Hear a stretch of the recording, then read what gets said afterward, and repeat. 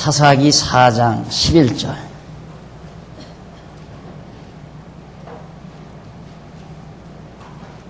모세의 장인 호밥의 자손 중 겐사람 헤벨이 자기 족속을 떠나 게데스에 가까운 사나님 상수리 나무 곁에 이르러 장막을 쳤더라.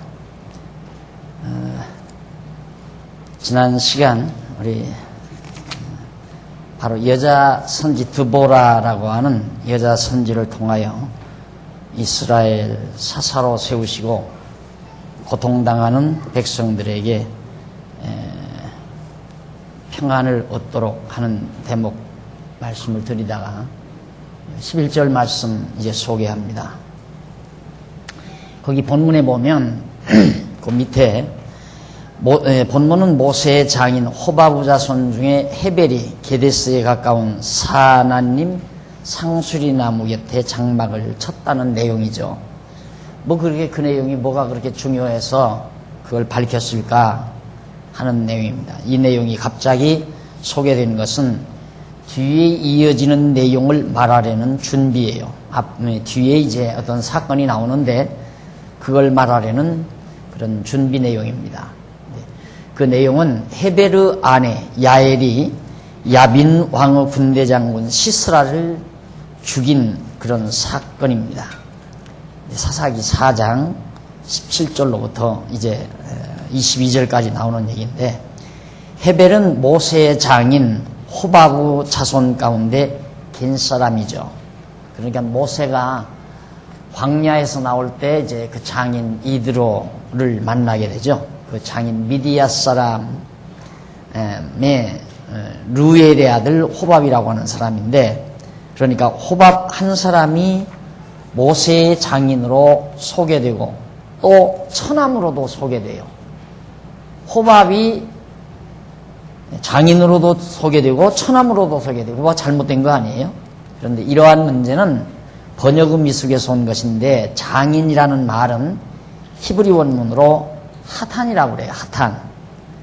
이는 결혼으로 인하여 친척이 되다는 그런 뜻입니다. 하탄이라는 말이. 그래서 장인이나 처남은 모두 결혼으로 인하여 친척이 된다는 그런 의미예요. 그러니까 히브리 말에서는 처남도 친척이 되고 장인도 친척이 되잖아요. 그런 의미에서 이제 바로 하탄이라는 말을 동일하게 썼는데, 그걸 이제 촌수를 따져가지고 이쪽은 장인으로 번역을 해야 되고 이쪽은 처남으로 번역을 해야 되는데, 번역하는 사람들이 무조건 하탄이라고 나오니까 다 그냥 처남으로, 또 때로는 뭐 장인으로 그렇게 번역을 해버리니까 장인도 됐다 처남도 됐다 그렇게 얘기가 되는 거죠. 그러니까 이런 것들은 하자가 있는 것이 아니라 히브리어에 대한 인식의 부족에서 와진 번역상의 문제라는 것을 하나 기억해 두면 좋습니다. 왜냐하면 이런 부분을 여러분들에게 밝혀드리는 이유는 우리가 성경대로 이렇게 막 가르치잖아요. 그래서 설득이 된단 말입니다. 아, 맞다. 정말 그렇구나.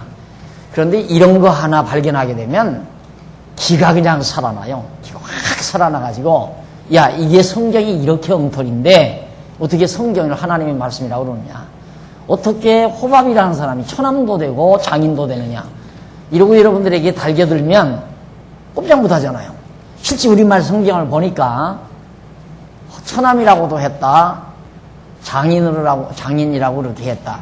이래 놓으니까 그런 문제가 되면 공연히 잘 말씀을 여러분들이 깨닫고 전하다가도 이런데 한번 공격을 받으면 꼼짝 못한단 말입니다. 진짜 틀리구나. 엉터리로구나. 내가 공부를 잘못했구나. 이렇게 되질 가능성이 별것도 아닌 것 가지고. 그래서 이런 부분은 반드시 제가 이렇게 여러분들에게 자세하게 노트를 해드렸습니다. 그러니까 이런 것들은 하나 그냥 의식 중에 기억하고 계시면 언젠가는 까다로운 사람이 이런 걸 물고 들어올 가능성이 충분히 있어요. 기억해 두시면 좋겠습니다.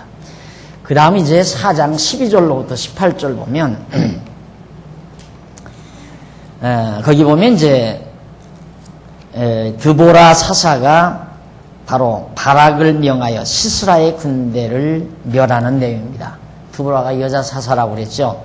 여자 사사인데 바락을 명해서 이제 시스라 군대들을 전부 멸하고 이스라엘을 평온케 하는 평강을 누리게 하는 장면이 나옵니다. 한번 읽어보십니다. 12절. 아비노함의 아들 바락이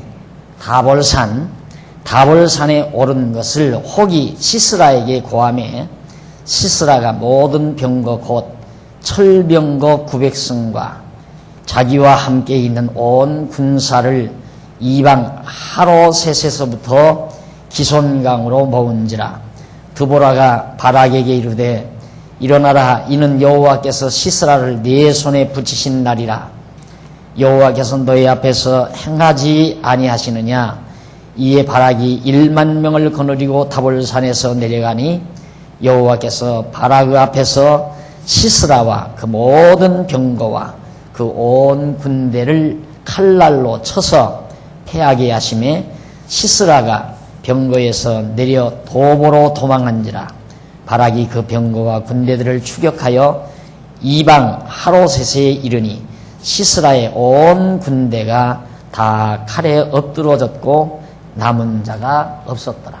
하나님께서 승리케 하시니까 이처럼 정말 그 시스라의 군대들을 깨끗이 해치워서 그 바락을 명해서 그 드보라 사사가 하나님이 너와 함께 할 테니까 너 바락은 군대장관이나 갔지요. 가서 다 멸해라. 그런데 거기 보면 철병거가 900승이나 된다고 그랬어요. 그러니까 1000대에 가까운 엄청난 철병거, 탱크가 지금으로 말하면 탱크죠. 그런 것들이 한 900승이 됐는데도 겁 없이 가서 다 쳐 물리쳐 버리잖아요. 그런데 전에는 하나님께서 안 붙이실 때에는 그 철병거 때문에 그냥 가나안 원주민을 남겨놓잖아요. 그런데 여기는 철병거가 있는데도 하나님께서 멸하게 하시니까 멸한다 이 말이죠. 그러니까 우리들이 항상 자세히 살펴보면 하나님께서 철병거가 있다고 해서 못 물리치는 것도 아니고 없다고 해서 물리치게 하시는 것도 아니고 하나님께서는 철병거가 있어도 안 물리치는 경우도 있고 물리치는 경우도 있고 또 철병거가 없어도 안 물리치는 경우도 있고 물리치는 경우도 있고 하나님 마음대로라 말입니다.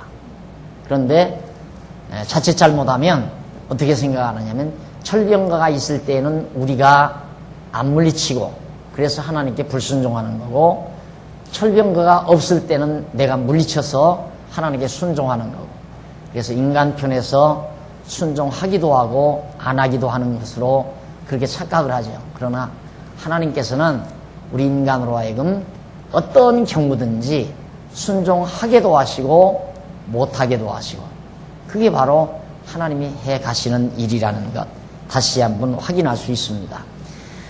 자, 이렇게 해서 결국 드보라가 이 바락을 명해서 1만 명을 거느리고 가가지고 다볼산에서 그 많은 철병거들을 물리치고 대승리로 이끄는 그런 역사를 이루어 놓습니다. 그 다음 이제 거기 조금 보면요. 이쪽 1507페이지 위에서 여섯째 줄 줄바꾼데 15절로 16절 나오죠. 여호와께서 시스라로 하여금 패하게 하심으로 바락이 시스라의 온 군대를 다 엎드러지게 하는 내용이다. 하나님께서 패하게 하시니까 엎드러지지 바락이 능력이 있어서 대적을 멸하는 게 아니다. 이걸 항상 우리는 역사 속에서 확인을 해야 돼요. 예, 요즘 이제 우리 교회에서 역대하 다 끝냈거든요. 지난 주일날 끝냈는데 그 이스라엘 민족 역사를 보더라도 에집트 제국이 망하고 또 아람이 망하고 블레셋이 망하고 아시리아가 망하고 바비로니아가 망하고 이런 대제국들이 망하는 이유가 유대 백성들이 이스라엘 백성들이 위대하고 강대해서 망하는 게 아니거든요. 하나님께서 강하게 해서 써요. 아주 강하게 해서 쓰시고 버려요. 그러니까 불택자는 하나님께서 강하고 튼튼하게 해서 언젠가 활용을 해요.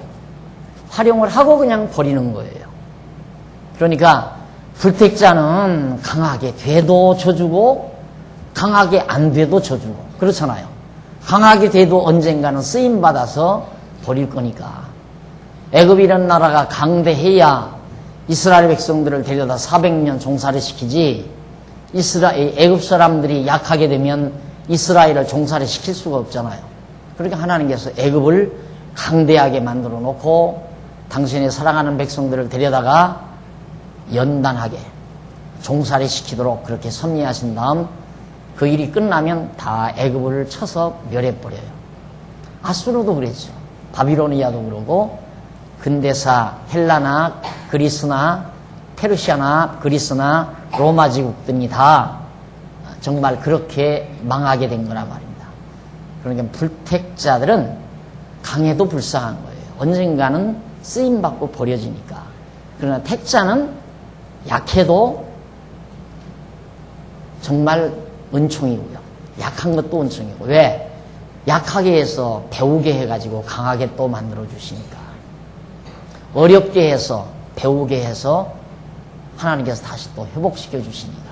그래서 불택자는 이래도 져주고 저래도 져주고, 택자는 이래도 복이고 저래도 복이고, 이것이 하나님께서 역사를 이끌어 가시는 원리라는 사실을 다시 한번 확인할 수가 있습니다. 그 다음에 이제 1507페이지 17절로부터 21절에 보면 시스라가 야엘에게 피신을 했다가 야엘에게 피살을 당하는 내용이 나옵니다. 시스라가 도보로, 그러니까 지금 쳐들어왔던 그 시스라 군대들이 도보로 도망을 가요. 도망하여서 겐사람 헤베르 안에 야에르 장막에 이르렀는데 하솔왕 야비는 겐사람 헤베르 집과 화평이 있습니다. 야엘이 나가 시스라를 영접하며 그에게 말하되 나의 주여 들어오소서, 내게로 들어오시고 두려워하지 마소서 하며 그 장막에 들어가니 야엘이 이불로 덮으니라. 시스라가 그에게 말하되 청하노니 내게 물을 조금 마시우라. 내가 목이 마르도다 하며 젖부대를 열어 그에게 마시우고 그를 덮으니 그가 또 가로되 장막문에 섰다가 만일 사람이 와서 내게 묻기를 여기 어떤 사람이 있느냐 하거든 너는 없다라고 그가 곤비하여 깊이 잠드니라. 헤베르 안에 야엘이 장막 말뚝을 취하여 손에 방망이를 들고 그에게로 가만히 가서 말뚝을 그 살적에 박음에 말뚝이 꿰뚫고 땅에 박히니 시스라가 기절해서 죽어버렸습니다. 그러니까 아까 그 드보라 사사가 발악을 시켜서 치라했을 때 온 군대가 가서 막 전부 쳐서 멸했는데 그 시스라 장군은 도망을 간 거예요. 도망을 가다가 잠시 피했는데 피한 그 집에 가서 결국 죽임을 당하고 마는 그런 결과를 낳게 됩니다. 그래서 거기 이제 헤베르 안에 야에르 장막에 피실했다. 그러니까 아까 제가 4장 11절에 왜 갑자기 모세의 그 장인 처남 모세의 처남 호밥 얘기가 왜 거기 나오는가? 네. 호밥의 자손 중 헤벨이라는 사람이 바로 그 부근에 장막을 친 것도 하나님께서 벌써 시스라를 죽이시기 위한 준비 작업이죠. 그러니까 사람이 이런 걸 보면 한 사람이 이사를 가게 하는 것도 반드시 하나님의 계획이 있어요. 만약에 헤벨이 이사를 안 갔으면 시스라가 도망치다가 다른 집에 가서 숨었을 거 아니에요. 그런데 어떻게 시스라가 도망을 치다가 하필이면 그 헤벨의 집에다 들어가서 나 좀 숨겨달라 했겠느냐 이 말이에요. 그게 공교롭잖아요. 그게 다 하나님의 계획이라 이 말입니다. 정확하게 시스라가 도망갈 수 있는 그 중간에다가 바로 헤벨이라는 사람을 이사를 시켜서 거기서 살게 하고 마침 시스라는 도망을 가다가 그 헤벨의 집으로 다른 집도 많이 있을 거 아니겠어요. 그런데 하필이면 왜 헤벨의 집으로 들어가느냐 이 말입니다. 들어가서 나 좀 숨겨달라 그러니까 이불 덮어놨어요. 목마르다 하니까 우유부대 갖다 먹여줬어요. 그러니까 당신 좀 저 문 앞에 나가서 제발 좀 누가 여기 사람 안 들어왔느냐 묻거든. 아, 그런 사람 없다고 좀 해달라. 그래서 나가서 그러는 척하고 있다가 와보니까 깊이 잠들어 버린 거예요. 이 시스락 장군이. 그러니까 그냥 장막 말뚝 하나 빼가지고 가서 살적에다 팍 박아버린 거야. 그대로 기절해서 죽어. 그러니까 하나님께서 망하게 하려면 망할 길로 들어가요. 내가 왜 망해? 나는 안 망해. 얼마나 내가 계산이 빠르고 내가 얼마나 머리가 영리한데 나는 망할 길은 안 한다. 내가 한 일 여지껏 망한 적이 없다. 이런 식으로 사람이 생각할 수 있잖아요. 그러나 하나님이 망하게 하시면 아무리 망하지 않을 길로 가려고 해도 시스라야 도망가서 들어갈 때야 이제는 살아났구나 그랬을 거 아니에요. 내가 이렇게 이불 속에 이 사람이 숨겨서 지금 대문 밖에서 누가 와서 여기 시스라 장군 안 들어오냐, 그런 사람 본 적 없다 하든가, 아까 보니까 저쪽으로 도망가더라 하든가 해주면 완벽하게 피신할 수 있잖아요. 그런데 그게 아니라 하나님께서 묘하게 시스라에 도망갈 수 있는 통로에다가 도중에다가 바로 헤벨을 이사를 시키고, 이사시켜놓고는 하필 시스라가 도망가면서 왜 살려고 들어간 집이 죽일 자의 집으로 들어가느냐 이 말이에요. 하나님이 망하게 하시려면 안 망할 수가 없는 거예요. 그걸 우리들이 이런 말씀을 배우고 나야 잔꾀를 안 부려요. 여러분, 제가요 굉장히 잔꾀가 많게 볼 거예요. 아마 여러분들이 보기에 꾀가 많은 것처럼 볼 거예요. 아마 보일 거예요. 그런데 한번 제 곁에서 저하고 같이 살아가시는 분들을 물어보세요. 잔꾀가 있나 없나? 저 꾀 안 부려요. 꾀 부린다는 것이 얼마나 조잡스러운 건가를 알기 때문에. 그 알고부터는 꾀를 안 써요. 망하면 망하고 흥하면 흥하고 다 하나님의 손에 달려있다. 그게 믿어져 버리니까 잔꾀를 쓰다가 보면 비참하잖아요. 사람이. 그 잔꾀를 쓰다가 보면 사람이 조잡스럽고 옹졸해지고, 그러니까 편안한 거죠. 어쩔 수가 없는 거예요. 하나님 앞에서 하나님이 망하게 하려고 예비해 놓으셨으면 천하 없어도 망하고, 망하지 않도록 예비해 놓으셨으면 천하 없어도 안 망해요. 절대 안 망해요.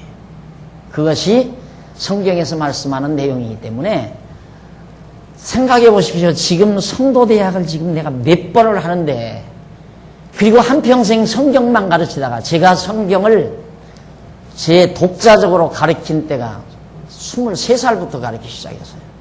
그러면 지금 몇 년, 40년 동안 가르쳤는데, 40년 동안 가르치면서 그게 안 믿어진다면 거짓말이죠. 안 믿어지면 또 어떻게 가르쳐요? 지겨워서도. 그러니까 그게 믿어져야 마음이 편안히 오는 거예요.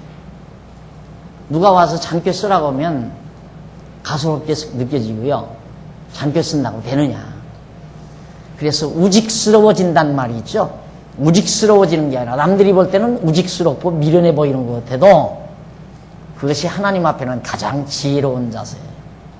그러니까 여러분, 이제 이 하나님 말씀 배우게 되면요, 사람이 나처럼 채구는 자가도 자잘하지 않다. 아주 옹졸하거나 약삭빠르지 않다 이 말이에요. 약삭빠라지질 않아요. 누가 남들이 그런데 이렇게 외모로 보고는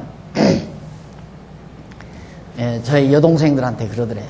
오빠 참 피곤한 사람이지 그러더래요. 그러니까 여동생들이 그렇게 대답해야 돼. 아니야, 되게 털털하고 전혀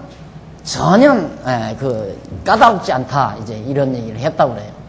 근데 제가 실제 까다롭죠. 늘 가끔 하는 얘기지만 이렇게 딱 시계 저런 거 걸려 있어도요, 눈에 딱 거슬리면 못 견디죠.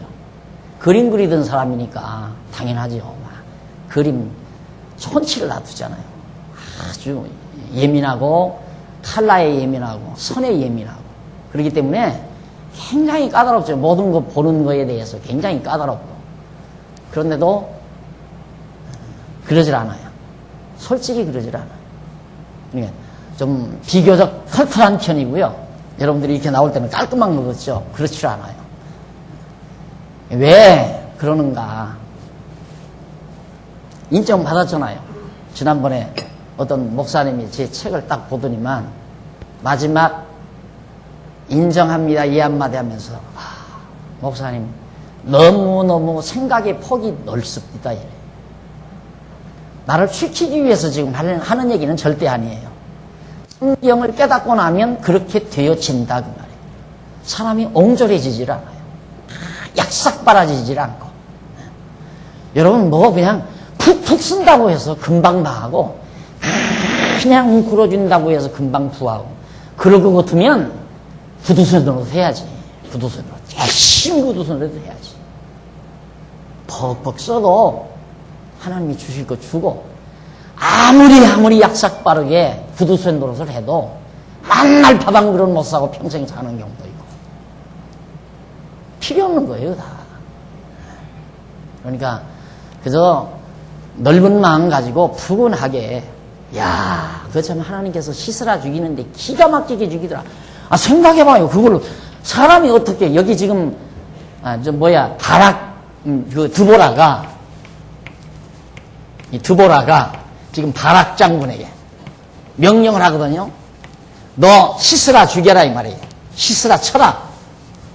대적을 치라 그러는데 시스라가 어디로 도망갈 줄 알아서 바락이 미리 자기 편 사람 갖다가 딱 어디로 도망갈 테니까 너 집으로 그 들어올 거다 시스라가. 그럴 때 너는 그냥 말뚝으로 확 박아서 죽여버리라. 그렇게 전략 세운 게 아니잖아요. 하나님이 붙여버려요 그냥. 이게 바락이 도전에 들어가니까 시스라가 겨우 자기 군대들은 다 망하도록 남겨놓고 저 혼자 살겠다고 도망을 쳤다 이 말이에요. 혼자 사라져요 그게? 왜 하필이면 헤베르 집으로 들어가면 헤베르 집으로 이사 온 지 얼마 되지도 않은 헤베르 집으로 도망가가지고 헤벨이 가서 팍 박아 죽였잖아요. 그게 하나님이 하시는 일이에요. 피할 수 없는 거예요.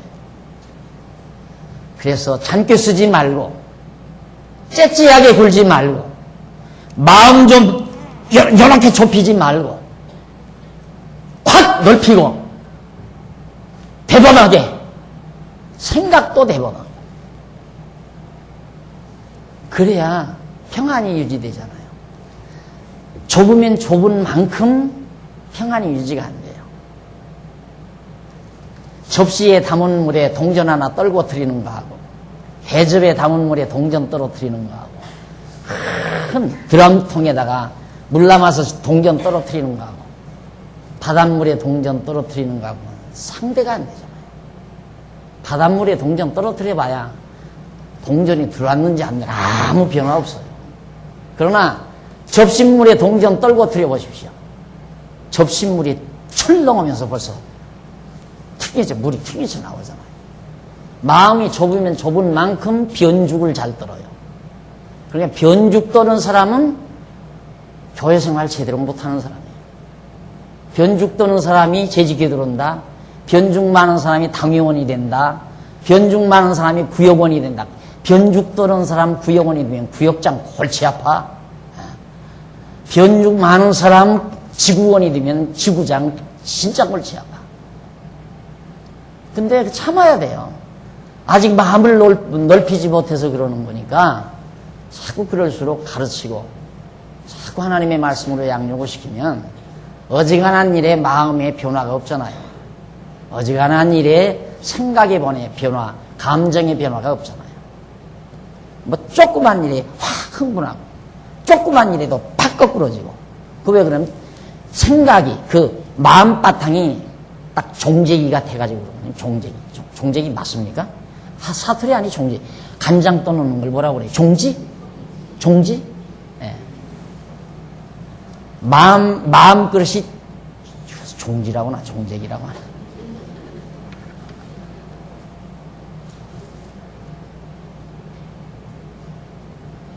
드럼통만 해도 동전 하나 떨궈뜨려도 상관없잖아요. 크게 변화 없잖아요. 그러니까 여러분 그런 마음이 넓어지는 것은 이런 하나님을 알아야 넓어져요. 야, 하나님 앞에 인간은 어쩔 수 없는 존재로구나. 네가 나를 죽이려고 한다고 해서 내가 죽겠느냐. 그러니까 마음의 변화가 안 되죠. 그래 걱정이 안 돼요. 예를 들어서 누가 지금 나를 해코자 하려고 한다. 얼마나 걱정이 돼요. 내 마음이 좁으면. 안 그래요? 야, 이번에 저놈한테 내가 피해를 당하면 어떡하나. 야, 지금까지 쌓아놓은 것 완전히 다 날아가게 생겼구나. 밤잠 못 자죠, 괴로워서. 그런데 이렇게 배워놓고 나면 해고서 하겠으면 해라. 그러니까 마음의 평안이 그냥 유지되는 거예요. 그래서 하나님께서 이렇게 사사기 앞서 11절에서 바로 호밥의 자손 중 헤벨이라는 사람이 이스라엘 가서 사는 내용을 한 구절 딱 이렇게 써놓고 그 뒤에 가서 나오잖아요. 전쟁터에서 이제 바로 시스라가 그 집에 들어갔다가 죽어가는 그런 모습. 자, 그 다음 넘어가서 1508페이지 여기 보시면 4장 22절로 24절 하나님께서 백성으로 가나안 왕 야빈을 진멸케 하는 내용이 나옵니다. 하나님께서 백성들로 하여금 가나안 땅에 야빈 왕이 있는데 그 바락이 시스라를 따를 때에 야엘이 나가서 그를 맞아 가로되 오라 내가 너의 찾는 사람을 내게 보이리라. 바락이 그에게 들어가 보니 시스라가 죽어 누웠고 말뚝은 그 살적에 박혔더니 이와 같이 이날에 하나님이 가나안 왕 야빈을 이스라엘 자손 앞에 패하게 하시는지라. 이스라엘 자손의 손이 가나안 왕 야빈을 점점 더 이기어서 마침내 가나안 왕 야빈을 진멸하였더라. 자, 야빈 왕이 이제 시스라를 내보내서 결국 이스라엘 백성들을 괴롭혔는데 이건 이제 이스라엘 사사 드보라 사사가 이제 자기 군장이나 다름없는 바락을 통해서 이 가나안 왕 야빈 가나안 땅에 쫓아내지 아니한 야빈이 자기 군장 시스라를 통해 가지고 지금 괴롭혔을 때 바락하고 지금 전쟁이 붙어서 군대들은 다 죽고 그리고 시스라가 도망을 가서 막 지금 시스라를 뒤를 쫓는데 헤베르 아내가 다 죽여놓고 밖에 나가서 기다리니까 딱 바락이 쫓아온다 이 말이에요. 당신 누구 찾느냐 그러니까 아 시스라를 찾는다. 아 내가 일러주마 하고 데리고 들어가서 이부자리 걷어쳐서 보여줬다. 바로 시스라다.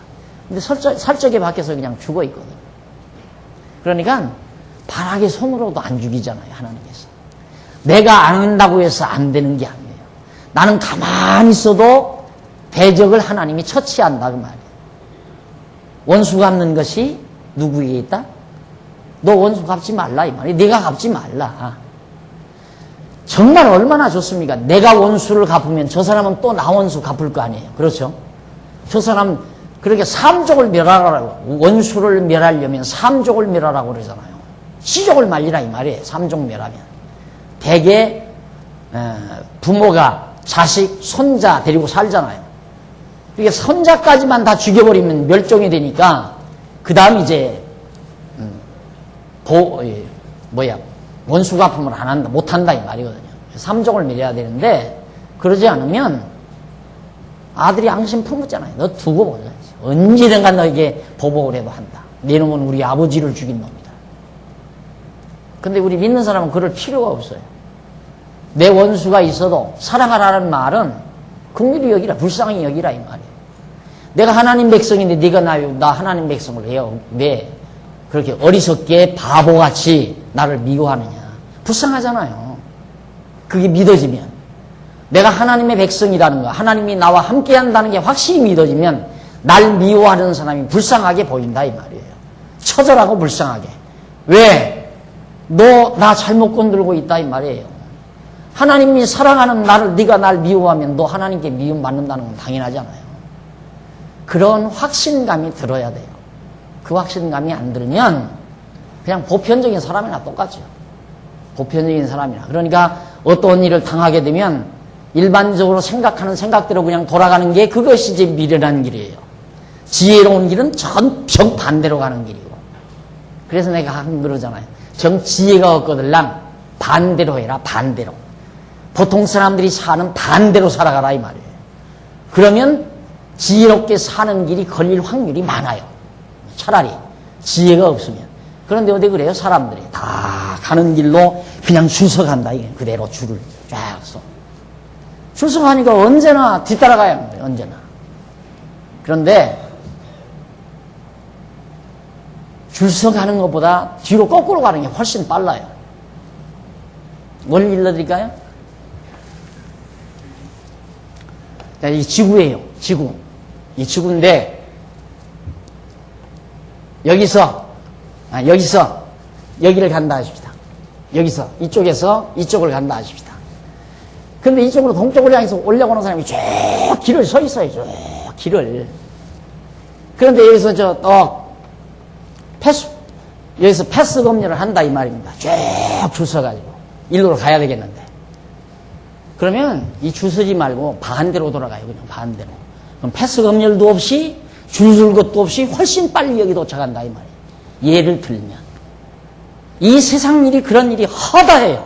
엄청나고 많고 안 복잡한데 왜 남들이 일이 간다고 뒤따라서 일이만 죽으려고 아주 그냥 애써서 가려고 하느냐 이 말이에요. 뒤돌아가면 훨씬 빠른데 아무 함정도 없고 아무 거침도 없고 편리하고 쉽고 가볍고 인생 사는 것도 마찬가지. 인생 사는 것도 왜 남들 사는 방법대로만 살라고 그래요? 그게 바보 같은 생각이다 이 말이죠. 모든 사람들이 보편적으로 살고 있는 사람들이 살아보고 나서 나 인생 멋있게 살았다는 사람이 없잖아요. 안 그래요? 보편적으로 인생을 사는 사람들이 다 살고 나서 허무하고 허탈하고 다 후회한다 이 말이에요. 결론적으로. 그런데 왜 그 길 따라가나요? 왜?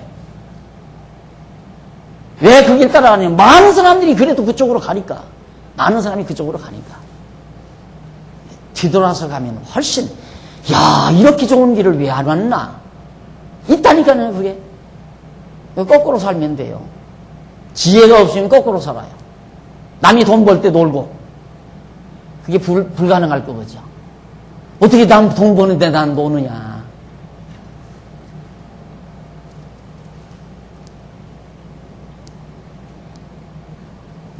차라리 안 도망갔으면 차라리 도망가려면 그냥 도망을 가든가 차라리 이쪽으로 도망을 가든가 반대로 왜 하필 해벨의 집 근처로 도망가다가 그 집으로 들어가느냐 그 말이에요.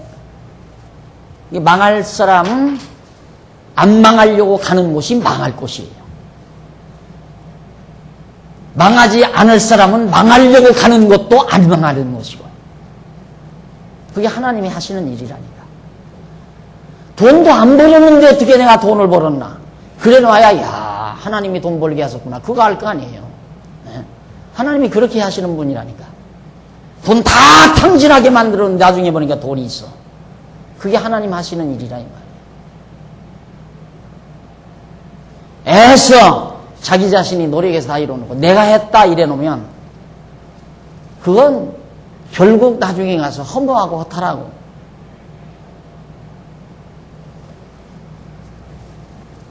자 이렇게 해서 이제 대승리를 거두었죠. 그래서 가나안 땅에서 완전히 야빈왕 가나안 땅 족속들을 거의 다 물리쳐 버렸어요. 드보라 시대에. 그러니까 얼마나 큰 업적이 이루어졌습니까?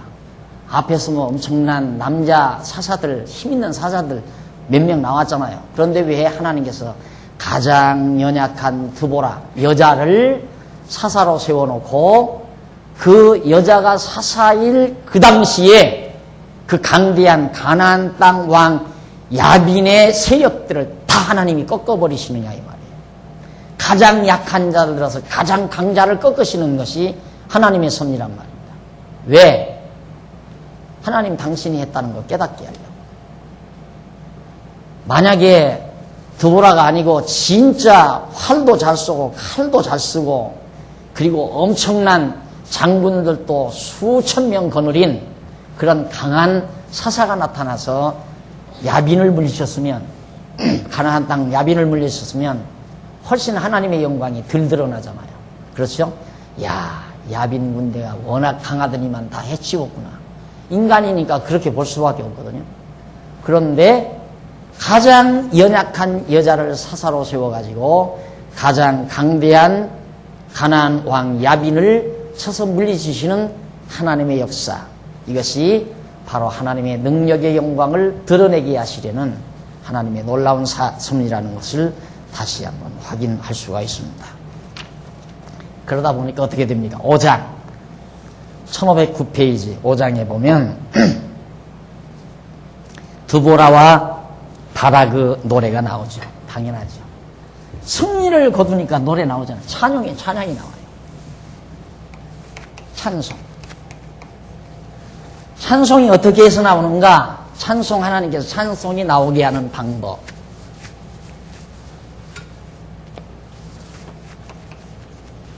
고난을 주고 그 다음 약자를 세워, 드보라 약자를 세워, 그 다음 대적을 쳐서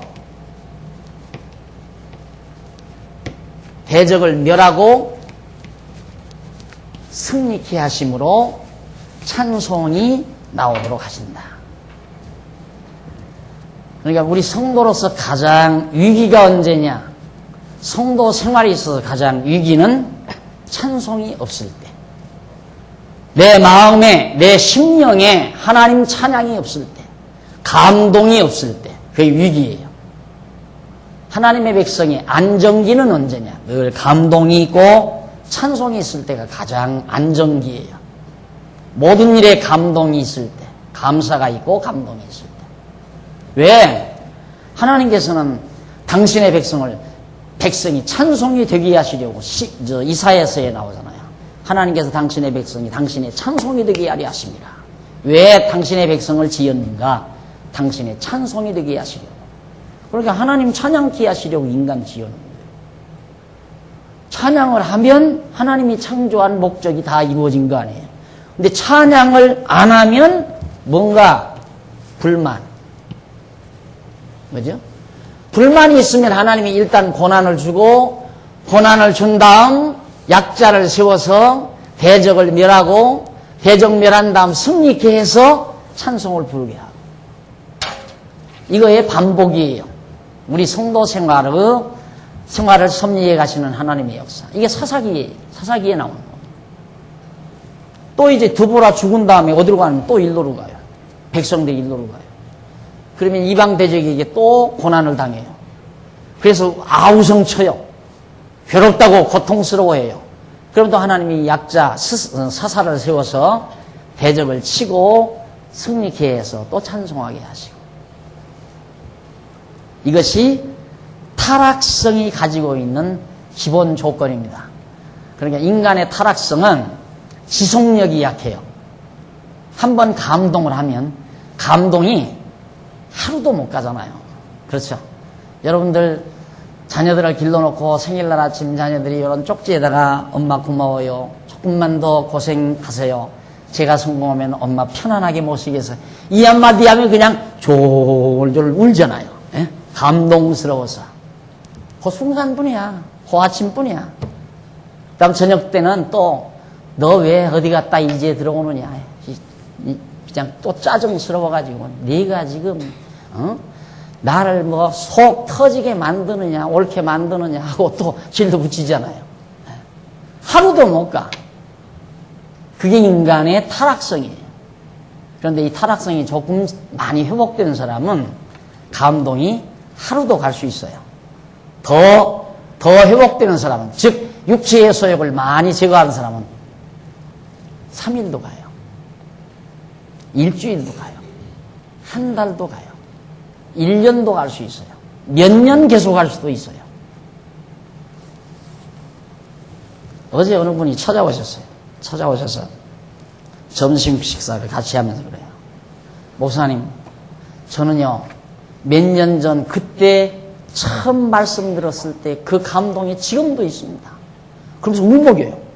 남자가 그 감동 때문에.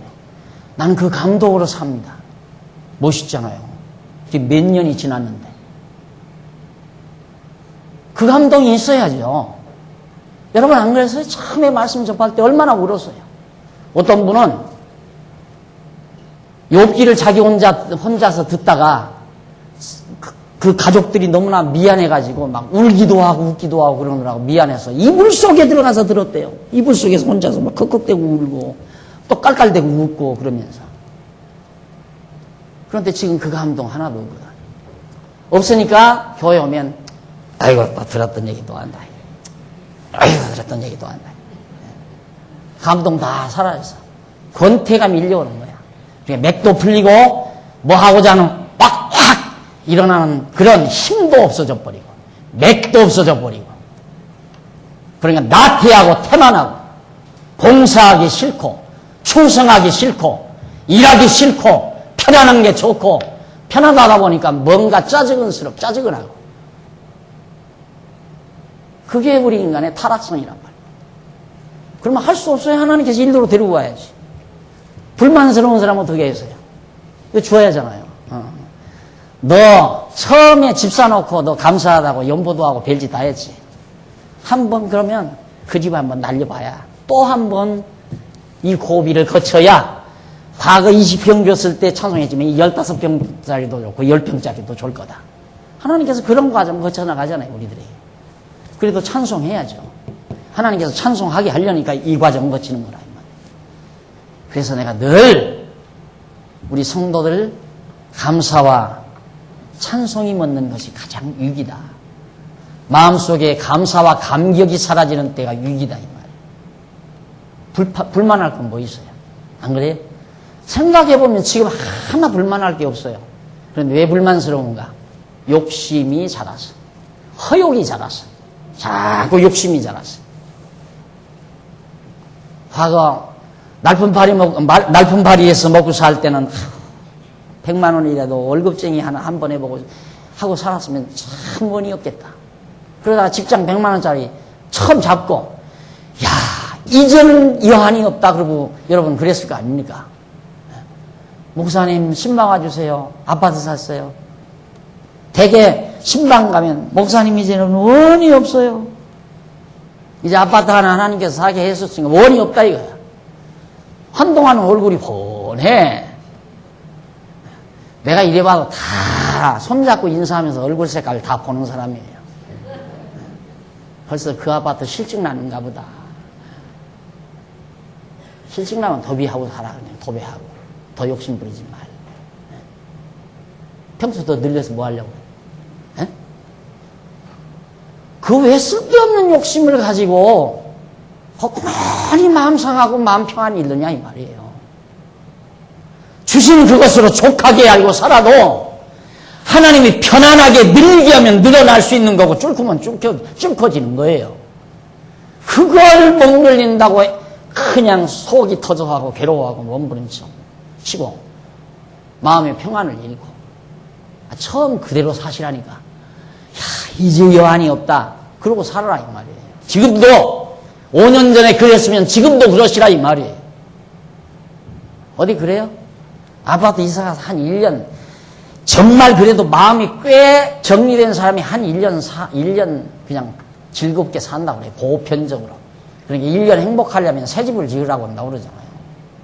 예. 보편적으로 한 1년은. 1년 지나면 또 시들해진다고 그래요. 그것이 타락성이라 이 말이에요. 타락성. 그런데 정말 이런 과정을 거쳐서 이런 하나님을 우리가 알고 나면 3년도 좋고 5년도 좋고 10년도 좋아요. 죽는 날까지 이대로 살다 죽어도 여한이 없다 이 말이에요. 변죽 부리지 말고.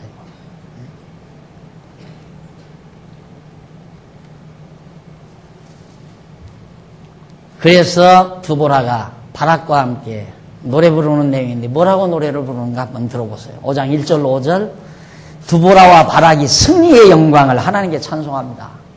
자기 자랑하는 게 아니에요. 봐라 내가 이겼다 이게 아니고 찬양을 하나님께 돌리잖아요. 근데 이게 이래요. 하나님께 찬양을 돌리는 거하고 내게 찬양 돌리는 거하고 그거 얼마나 다르다는 것 경험해보지 못한 사람은 모를 거예요. 하나님을 알고 하나님을 찬양하는 건 길어요. 오래 찬양이 가능해요. 하나님을 찬양하는 것은. 그런데 내가 나를 찬양하다가 보면 하고 나서 바로 쑥스러워져요. 제정신이 있는 사람은, 자기 정신이 있는 사람은. 그런데 자기 정신이 없이 약간 정신이 핵닥한 사람, 이 사람은 계속 자기 자랑하고 살아. 계속. 그러니까 그 사람하고 앉아서 1시간만 차 마셔보면 저게 정신이 제대로 배겠나 안 배겠나 알 수 있잖아요. 계속 자기 자랑하는 사람은 정신이 완전히 180도 돌아간 사람. 180도.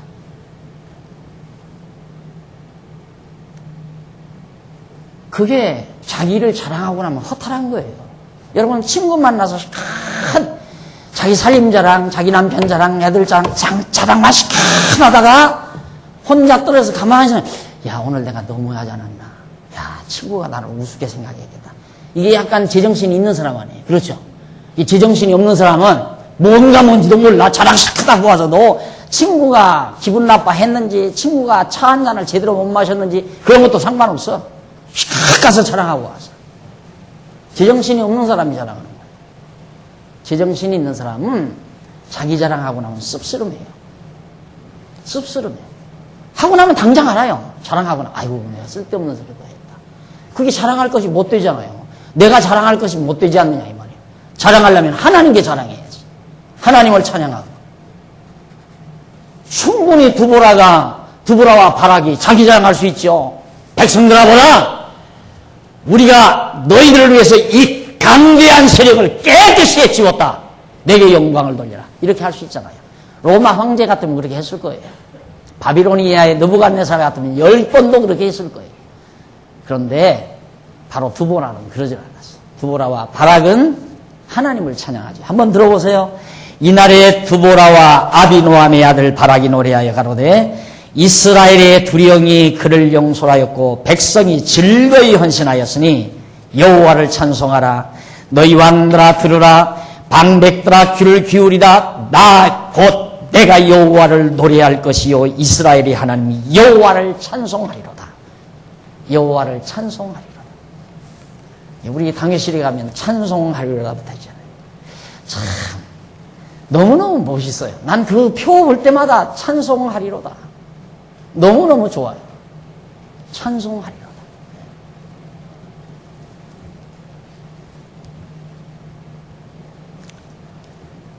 여호와를 찬송하라. 너희 왕들아 들으라. 방백들아 귀를 기울이라. 나 곧 내가 여호와를 노래할 것이요 이스라엘의 하나님 여호와를 찬송하리라. 4절 여호와여 주께서 세일에서부터 나오시고 에돔 들에서부터 진행하실 때에 땅이 진동하고 하늘도 새어서 구름이 물을 내렸나이다. 비가 쏟아졌다 이 말이야. 산들이 여호와 앞에서 진동하니 저 신의 산도 이스라엘 하나님 여호와 앞에서 진동하였더라. 과거도 에돔과 전쟁할 때도 막 하나님께서 막 비를 쏟아가지고 그 하수물이 막 흘러서 대적들 다 멸하고 신의 산에서도 막 신의 산이 다 진동하게 하시던 하나님의 능력이 오늘 이 시스라와 야빈의 군대들을 한꺼번에 하나님이 다 해치웠다. 그러니 백성들아 방백들아 여호와를 찬양하라. 나도 이스라엘의 하나님 여호와를 찬양하리로다. 이거 오래 가는 거예요. 찬양하고 나면 좋잖아요. 누군가를 마음껏 칭찬하고 나서 허탈한 사람은 없을 거예요. 칭찬해주고 나서 허탈한 사람은 없어요. 그러나 자기 자랑하고 나면 제정신이 있는 사람은 허탈해요. 남을 칭찬하고 격려해주고는 절대 허탈한 것이 없어요. 그런데 하나님을 찬양하고 나서 왜 허탈해요? 해도 끝이 없는데. 여러분 어느 것이 더 행복한지 가만히 상상해 보십시오.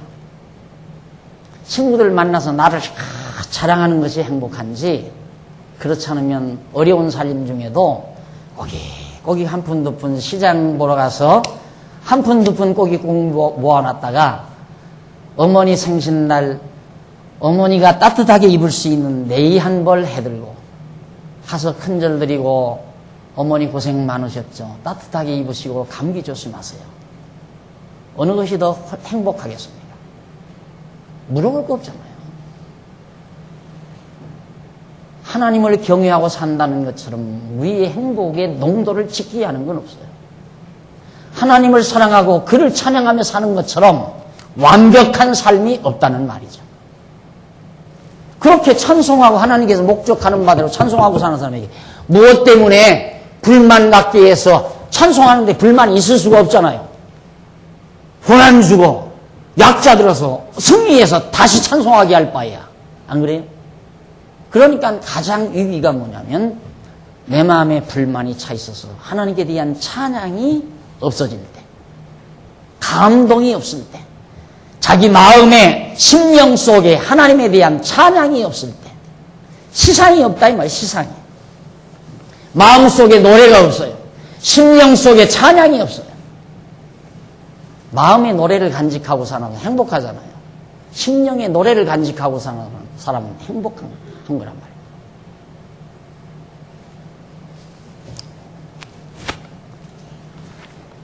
그 다음 5장 6절로 13절에 보면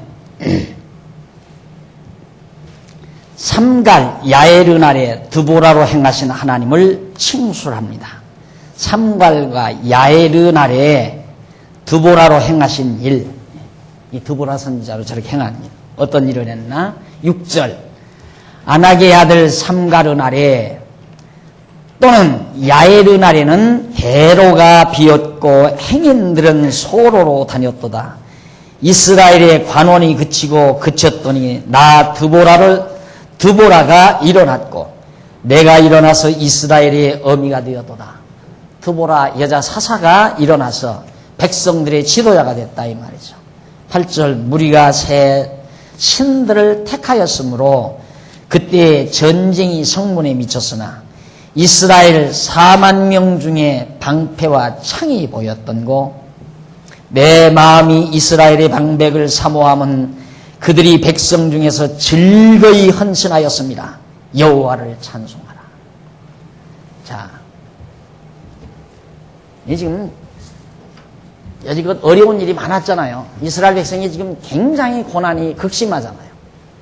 그런데 바락 들어 가라니까 군대들이 안 갈래요. 가서 돈 써가지고 군대 안 가려고 그렇게 조작 부리는 사람도 없고 다 즐겁게 나갔다 이거야. 즐겁게. 군대에 즐겁게 나가서 싸웠다 이 말이에요. 이게 바로 전쟁이 이길 수 있나 없나를 측정할 수 있는 하나의 척도예요. 그래서 제가 늘 교회를 제발 즐겁지 않거들랑 하지 말라 이 말이에요. 하는 사람까지 맥풀리니까. 우리는 교회 일을 해도 즐겁기 때문에 하려고 하는 거지 교회 일을 하는 데 목적이 있는 게 아니에요. 즐거움을 누리는 데 있는 것이지. 그런데 즐겁게 일을 하려고 하는데 왜 와서 초치느냐 이 말이야. 옆에 와서 짜증 부리고 불평하고 잘난 척하고. 제발 좀 그러지 말라 그 말이에요.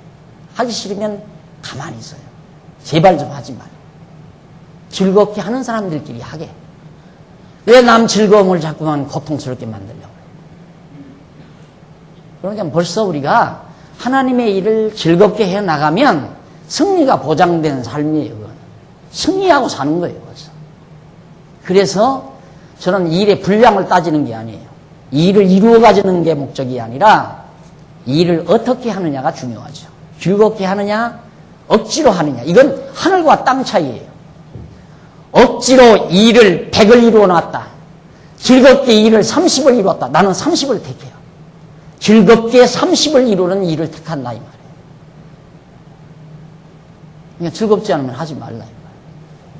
즐거이 헌신했다. 즐겁게. 그런데 왜 하기도 싫으면서도 하려고 자꾸 하느냐.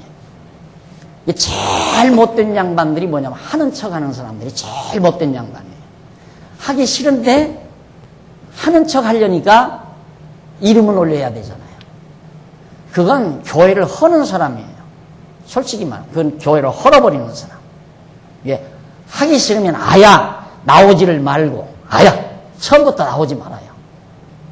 그냥 주일날 와서 공부는 하고 가고 이런 때 와서 공부만 하고 가고 아야 봉사하기 싫고 즐겁게 일하기 싫으면 일하는 대열에 끼지 말라 이 말이에요. 끼어들어가지 말라. 끼어들어가면 반드시 큰 소리 나요. 나는 봐도 알고 안 안 봐도 알아요. 뭐 영안이 떠서 그러는 게 아니에요. 벌써 어느 부서가 일을 하다가 소리가 났다 그러면 아 거기 잡티가 꼈댔구나. 그거 누구야? 틀림없죠. 하기 싫은데 공연히 끼어들어서 불만 터뜨리고 즐겁게 하는 사람은요 절대 충돌이 없어요. 즐겁게 하는 사람들끼리 하면 서로 일을 도와줘요. 자기 일 자기가 감당하고 남의 일을 자기가 더 도와줘요. 당연하잖아요. 성경이 안 그러면 성경이 거짓말이죠. 선한 싸움을 하는 자들이 즐겁게 해야지. 투덜투덜. 그럼 분명히 불만과 짜증스럽게 군대의 동원이 돼서 따라갔으면 조금만 위험을 당하면 어떻게 하겠어요? 뒤로 후퇴할 거 아니에요? 도망칠 거 아니에요? 그러면 앞으로 가던 사람까지도 영향을 받아요. 맥이 풀리고. 생각해보세요. 5명이 막 하다가 나 안 갈래 그러면 다른 사람도 나도 하기 싫어. 그러면 나머지 다 못 간다 그 말이에요. 그러니까 그 잡히에 끼지 말라 그 말이에요. 셋이면 셋이 즐겁게 가게. 가다가 돌아올 사람은 아예 출발하지 말고 비겁한 사람은 물러있으라 이 말이에요. 일하기 싫은 사람 가만히 있으라 이 말이에요. 하는 척하지 말고. 이유는 거기 있어요. 일이 목적이 아니라니까. 일이 목적이 아니에요. 하나님께서 이기고 지고 하는 건 하나님의 손에 달려있어요. 군대 많이 간다고 해서 이기고 적게 간다고 해서 안 이깁니까? 어차피 이기도 결정돼 있어요. 이건 뭐 시스라는 망하게 돼 있다 이 말이에요. 하나님께서 손에 붙여놨기 때문에. 이게 5명이 가도 이기고 2명이 가도 이기고 10만 명이 가도 이기고 이긴다 그 말이에요. 그러니까 구태여 따라가지 말라 이 말이에요. 하기 싫은 사람. 이렇게까지 얘기하는데도 주라고 하려고 그래. 그래도 뭐로 따라와요? 따라오지 말지. 따라오지 말아요. 일하기 싫은 사람 따라오지 말라 이 말입니다. 그냥 편안히 신앙생활해. 편안히 공부나 하고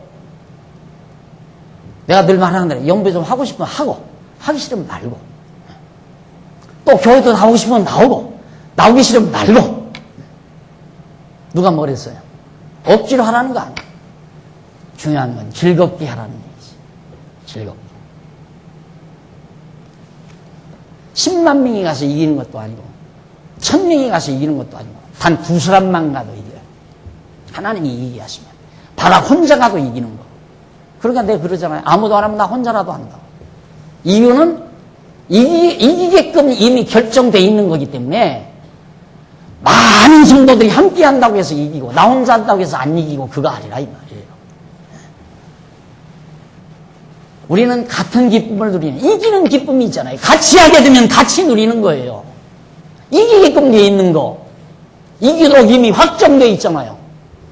그러나 함께 마음 모아서 즐겁게 돌진하면 승리의 기쁨을 같이 보는 거고 혼자 가면 혼자 보는 거지.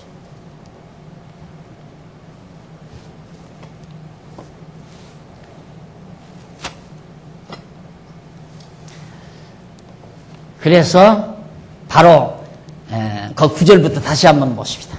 8절. 무리가 새 신들을 택하였으므로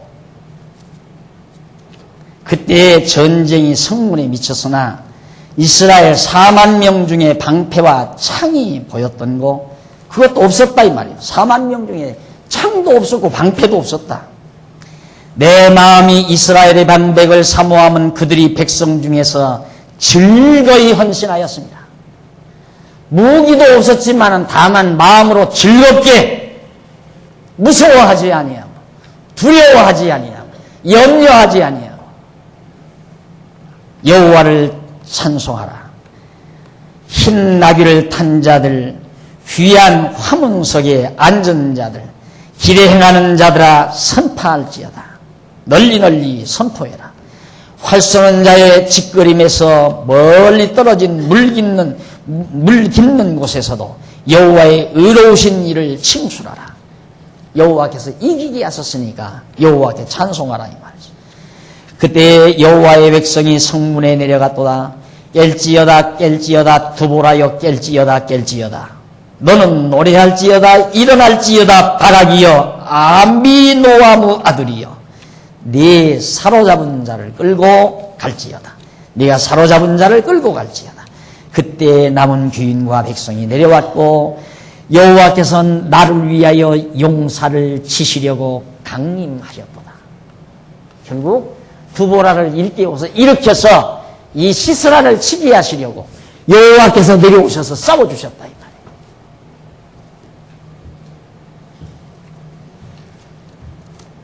수자랑하지 말고 힘 자랑하지 말고 자기 자랑하지 말고 자기 능력 자랑하지 말고 오직 전능하신 여호와를 자랑하고 찬송하는 이런 자세가 바로 지혜자의 올바른 자세임을 꼭 기억해야 됩니다. 그런데 인간은 거기에 다 가능성이 많거든요.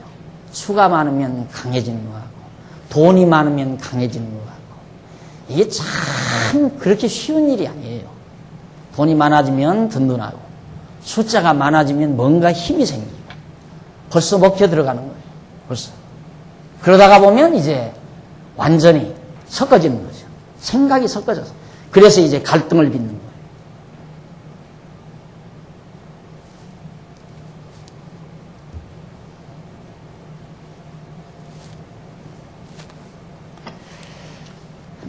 그 다음 한번 보십시다. 뒤에 가서 거기 이제 칭술이라는 말 히브리어로 하나 소개해드렸죠. 처음 나온 아주 희귀한 내용이니까 하나 정리하고요. 중간쯤 보면 1512페이지 중간쯤에 보면 거기 칭술이라는 말이 나오는데 그게 뭐냐 히브리 원문으로 타나라고 하는데 이는 존귀를 돌리다. 존귀함을 하나님께 돌리다. 높고 영화로우심을 하나님께 돌리다.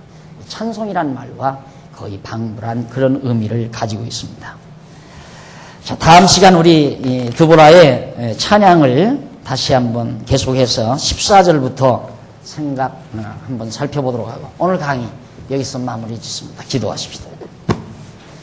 전능하신 하나님 아버지 은혜를 감사합니다. 우리 미련에서 때때마다 감동도 사라지고 하나님께 대한 찬양도 없이 불평과 불만, 짜증 속에서 살아갈 때가 있습니다. 그리고 하나님 앞에서 살아가는 우리의 삶 속에서 자원하는 마음도 기쁜 마음도 없이 그냥 밀려서 억지로 살아가는 때가 너무너무 많습니다. 불쌍히 여기시옵소서.